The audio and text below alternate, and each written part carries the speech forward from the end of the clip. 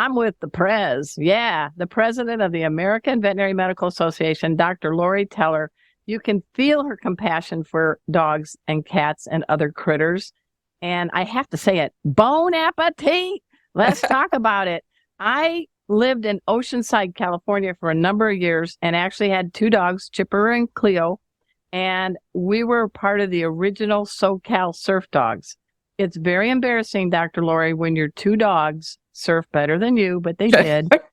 But we would rinse them out and everything. And there were all these patios along in Oceanside Harbor where well-mannered dogs were welcome. But I remember when I would go, they're on harnesses and I have their little water bowls and all that. I always try to pick a corner or something away from right at the entrance. And so I guess in the military, I got my six covered. Can you talk about scoping out, if you have a well-mannered dog, where you should sit? I completely agree with you. When we take our dogs with us to eat, we want to be in a corner or a place where there's less traffic going through the restaurant. So that is perfect advice for dog owners.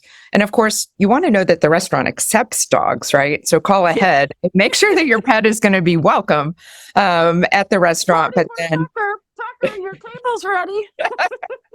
That would be awesome, wouldn't it? Put the reservation under Tucker.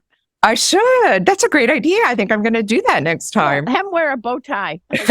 Of course. He's very much the gentleman. So scoping out a quiet place, of course, back to your dog should be well-mannered, leash trained, willing to sit or lie down at your feet while you are eating. You definitely don't need a table surfer at the restaurant. So we want to make sure we enunciate that. Dr. Lori said table surfer. She didn't say table server. Can you define? Because I think people need to know. Yes. If your dog is prone to snatching food off of the table, this is not a good dog to take to a restaurant for dining, whether that's off of your own plate, your companion's plate, or the tables next to you plate. You definitely need a dog that can sit.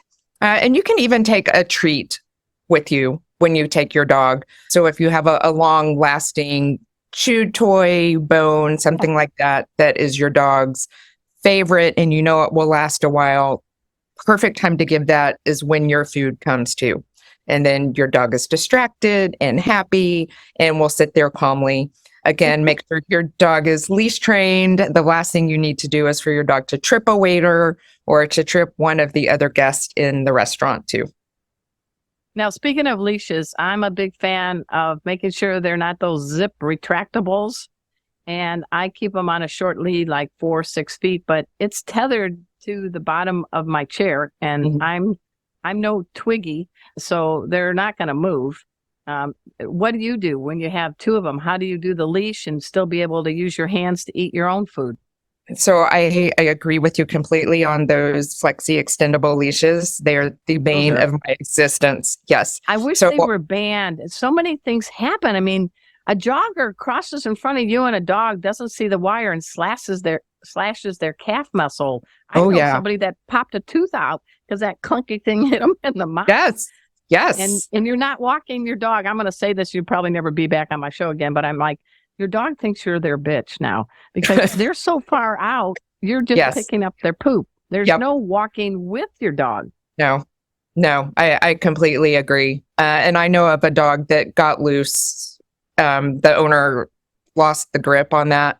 And so the dog is running and that leash is bouncing behind it and the dog is petrified because it thinks something was chasing it.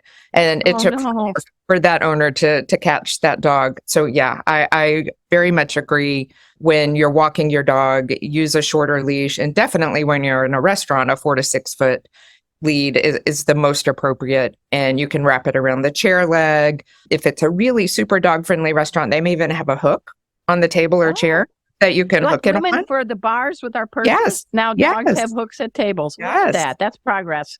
Yeah. So there's something there. Of course, if you're sitting along an edge where there's wrought iron and you can wrap the leash around that, anything like that would be appropriate. The last thing you want to do is like have to be holding the leash with your hand in one hand and trying to cut up your food to eat whatever it is that you've ordered. So You can't have a Merlot and a mutt. no, Work. no, you have one or the other, right? So yeah, It also sounds like you're really trying to be considerate. I always leave a good tip. I mean, more than normal. I don't know what you don't have to confess, but I want to come back. I do too. I want my dog to be well behaved and welcomed, and we'll certainly leave a big tip.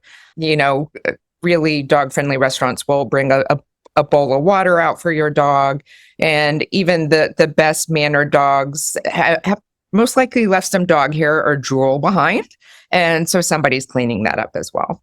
I've had some dates like that before I got married. Yeah, I understand. I gotcha. Yeah. Also, I time it. What about you?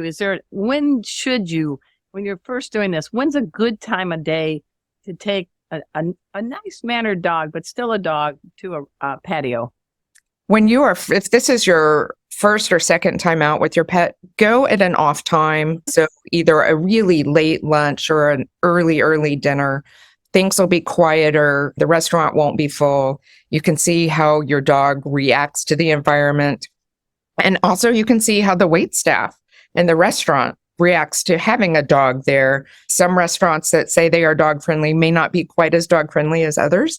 So it's a great way for you to judge your dog's behavior and also how welcoming the restaurant is to your dog being present. Now, I know you're not the Dear Ann Landers of the dog etiquette world, but what do you do in a situation where you have a well-mannered dog and these people pop in with a dog on a zip lead and the dog comes flying over to your table? Any tips?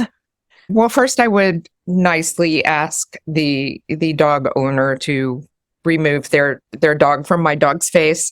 But if that doesn't work, then I will talk to our waiter or to the restaurant manager. And I don't need a bad dog ruining it for those of us who have well-mannered dogs. And so I'd rather that be dealt with early on.